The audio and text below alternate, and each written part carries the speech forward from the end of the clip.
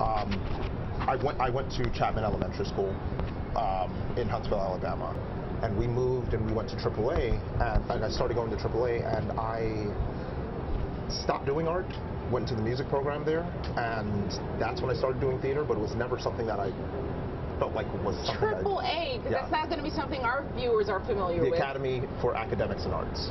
Okay. Yes. I started going there, and I started pursuing music, and I got into the show choir and started doing my first shows there. But I still never decided to do it until my junior year of college. College? Yes. So what were you majoring in? I was majoring in musical theater. Okay. But it was just something that I did. I didn't really think of it as a career path. I've always been doing it, so I was like, this is just the next thing to follow. And I got a scholarship for it at a point, so I was like, that's what I'll pursue. But never as a career path. And it wasn't until the summer of my sophomore year, right before my junior year, I did an apprenticeship at this theater in North Carolina called Flat Rock Playhouse. And that was sort of the turning point for me. That's where I started feeling like I could actually do this as a career. And after that, I decided my junior year that I would pursue it. I still didn't even want to move to New York, though. I had, Cornelius and other professors had to prod me to actually move to New York. But I took their advice. We did our showcase here, and it's worked out. And so you didn't want to come here because why? Because I would think most students think, if you want to make it, you got to go to Broadway, you got to go to New York. Yeah, I never really had that mindset, I guess. Broadway was honestly not a goal of mine going into this in any way. I didn't want to move here because I thought that I would sort of lose the passion that I had for creating. I'd heard stories from people coming up here and then moving back and not pursuing it fully. So I wanted to just I wanted to, as much as I could, maintain the passion that I had for it, and I thought that that would die out once I moved here.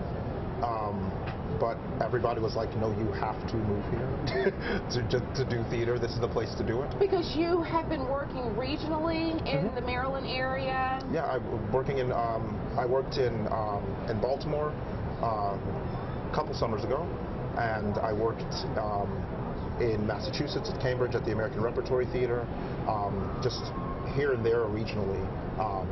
But everyone was saying that New York is the place to actually be to do theater. So. And you did all that, because all of these are renowned places where you've worked in summer, with the training that you received in Alabama. Yes. So when parents, when their children come to them and say I want to major in theater, I want to be a star on Broadway, and I'm in Birmingham, Alabama, we know that you're only limited by what you think you cannot do.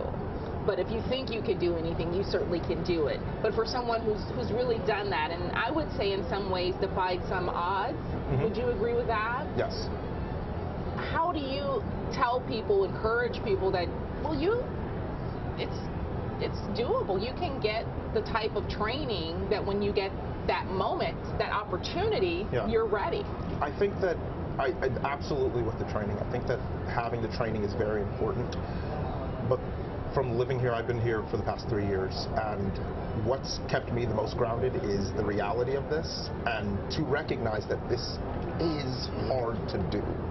Let's not lie about it. It's really hard to do this, to maintain, to continue to take care of yourself and to pursue this in the city. But even so, falling back on your training and also realizing your individuality once you get here, and learning how to use that and utilize that once you get into audition rooms, and also to understand that failure is a strength, that you have to fail in front of people, especially in audition rooms, because that's what you're going to be doing in rehearsals when you're working with people, you're collaborating, you have to figure out, you have to mess up, it's messy, it's play, it's just like what we do on playgrounds and everything like that. I feel like it's important to recognize that you have everything that you need once you come up here, that it is going to be difficult, but to continue to believe that you can do what you need to do. so these are, you took me down two paths, because I want to get to Hamilton, and I just want to get to the opportunity, and you're being so ready. But also you talked about the work, that it's hard work, and for a lot of us we think, well, it's really glamorous, but I've been reading your tweets, like, you don't sleep. I mean, I'm getting home like 11 o'clock, getting to bed like after winding down from a show or something like that, getting to bed maybe like 1 o'clock at night, 2 o'clock sometimes. Waking up, I wake up really early as well, so like I'll wake up maybe around 5 or something and kind of start my day. But yeah, you don't sleep. It is hard, and the glamorous aspect, I think that's something that's sort of projected a lot. But realistically, it's a lot of work. And your work is what? So your day is like, you go to bed at 2, you get up at 5. Sometimes, yeah. But then the rest of your day? I have like a morning ritual that I do with like breakfast and like meditating and things like that, just to like calm myself down and to have time for myself. And then I'll like check emails and stuff. I'll like put my morning tweet out. I'll sort of prepare myself for the day. If it's a one-show day, which is usually around 7 o'clock or 8 o'clock at night, I'll spend the day waiting to see if I'm on, because my shows are only on Sundays. My actual shows as Hamilton are only on Sundays. So if I'm on for either Hamilton or Burr throughout the week, I'll wait to see if I get a text from our stage management to see if I'm on that night. And if I am, then I'll start preparing for that. And if I'm not, then I'll prepare a little lightly, just in case something happens. Okay. And pretty much that's the day, is like preparation for the show. Now, this particular show, not that I've seen it, but it's rap. So are there more words with this show than, say, one of your regional shows? Yes, it is, but I mean, it's the same work. You're doing the same thing. You're telling a story, so you approach it the same way. I mean, even though the styles change with every single show that you do, no matter what it is, and I feel like great shows challenge the way that you tell the story, and I think that the show does that in a very, like a great way. So even though it's rap, it's still very.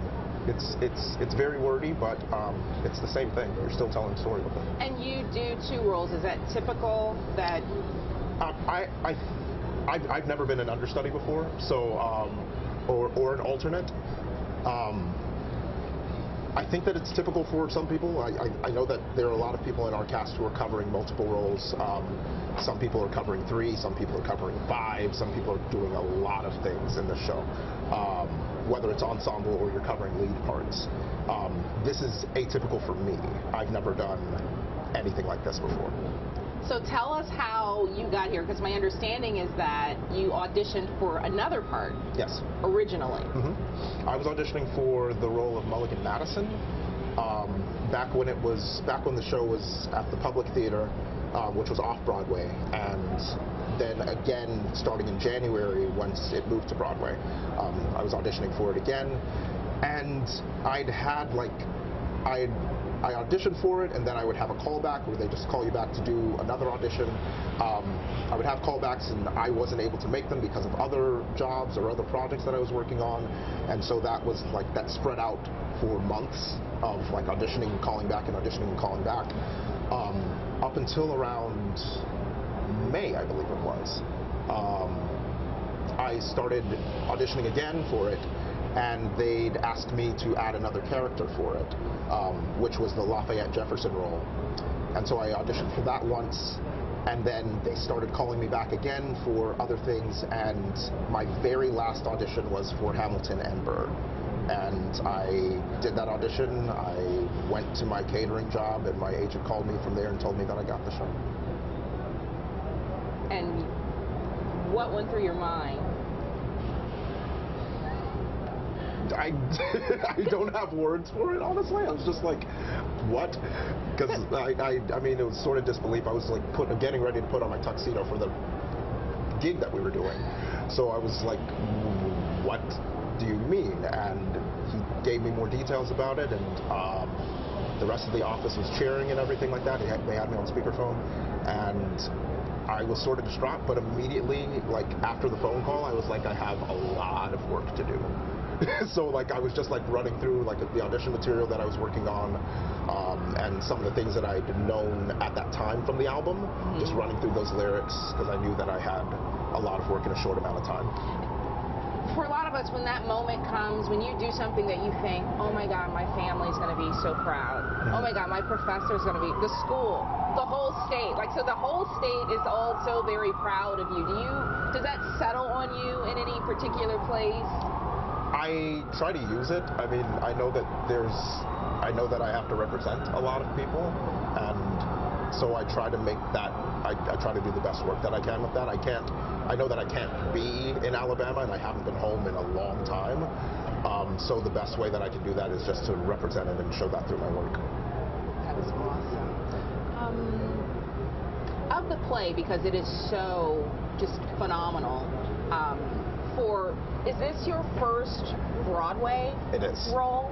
Yes, it is. So for your first Broadway role to be the lead character in the biggest show, like it's historical what Hamilton is doing, what does that do to you? I don't think about it, honestly, because the show is it's rare, like a phenomenon like this happening. I don't know the next time that this will happen. And I feel like there's a lot of weight that can come when you start to think and like focus on that, of this being like the title role for the biggest show in like a long time. There's a lot of weight that can come with that and a lot of pressure that can come with that. So I don't think about it. So the significance of it, though, is that it's bringing this whole group of people into theater and drawing this attention, not only into theater, but also into just history of Alexander Hamilton. For you, having grown up in Alabama, and is that significant to you? Is that important to you that younger people who are not typically interested in theater, are interested in this play and this work? It is, because I was one of those people. I wasn't interested in theater at all, and theater is absolutely like one of the best ways that I express myself. So the fact that this is using a style that a lot of people who are not associated with theater are very invested in, and doing it in a great way through telling history, the fact that it's bringing in so many different like groups of people, especially young people, it means a lot to me, because I don't know, like art is just very important to me, and I don't know anything that's doing it the way that this show is doing it. I think ditto. Yeah. Is there a point in the play? Is there something in the play itself that is important to you, that's like, you know, inspirational to you besides the whole thing? Like, is there something in there that's all Michael, that taps into just a particular point that like reaches me? Yeah. Wow. There's a lot. Honestly, it's an offstage moment for me. It's like right before the end of the show. Like everybody else is on stage and Hamilton's not on stage, and I just get to have a moment where nobody else is with me on the side of the stage, and it just, to be able to do this work, like I often tell myself that I have the best job in the world, because I really do believe that. And just knowing that we just created that, like all of us just created that show, that always comes back and that hits me. Yeah. This is going to be my last question, because it's freezing out here and I don't want to make you sick.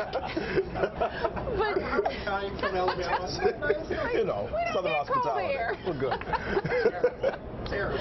But of the training that you got in Alabama and of the program, when we talk about, when this story airs and we talk about this Alabama to Broadway pipeline, because you have peers up here from the University of Alabama. Yes.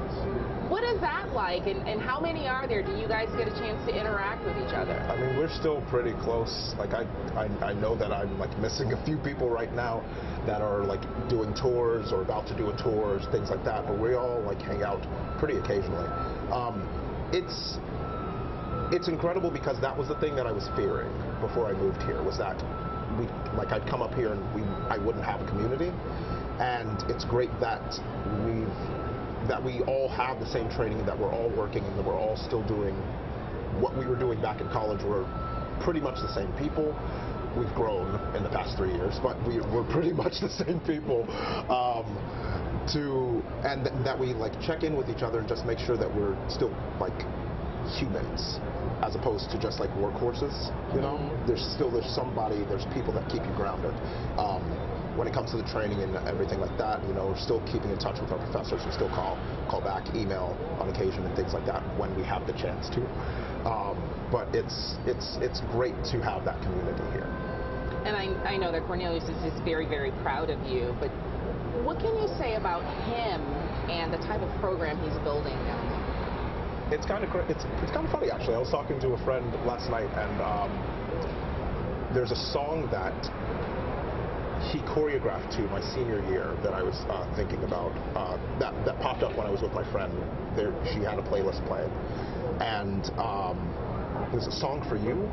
I can't remember the artist, but it had popped up, and I remember, I'm not a dancer necessarily. I can move well, and Cornelius could probably attest to that. But he forced me to do that. He forced me to do the combination that we were doing, just a solo, and I was freaking out of my mind because it was musical theater with dance majors, and I wasn't terribly comfortable, but I did it, and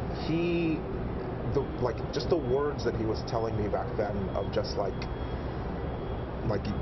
the work ethic that I was putting forth back then, sort of the reason that he likes to come to work, to work with people who work hard like I was back then.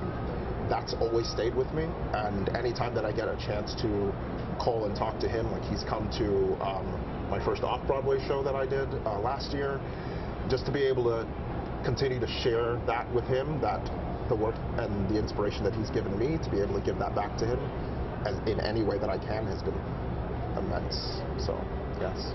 And is that really why you're doing this interview with us?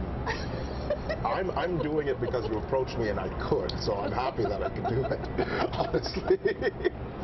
Well, yes. I'll tell him that then. No, Yes. That's awesome. Anything you want to add, Michael? No, I miss everybody back home, and I'd like to send a roll tide, just because. I mean, hey,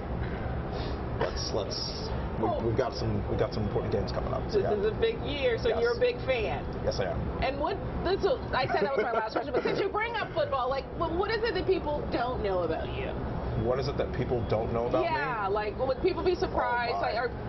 I don't know. From Alabama, we're not surprised that you would be an Alabama fan, but maybe people who are not from Alabama would be surprised that you're an Alabama fan. But maybe. I don't know.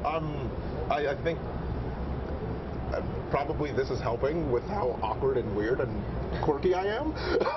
But I think that's something that sort of pops up that I don't know many people know about me. But yeah, there's that. Okay. Just a regular dude. Regular as much as I could be. When my shot is the third number in the show, and that's one of my favorite numbers to do, because when it comes to the magnitude of this show, it's sort of like when you asked earlier, just how do you do a show it's the number one show and you're the lead of the show and everything like that. All of that stuff sort of goes away, because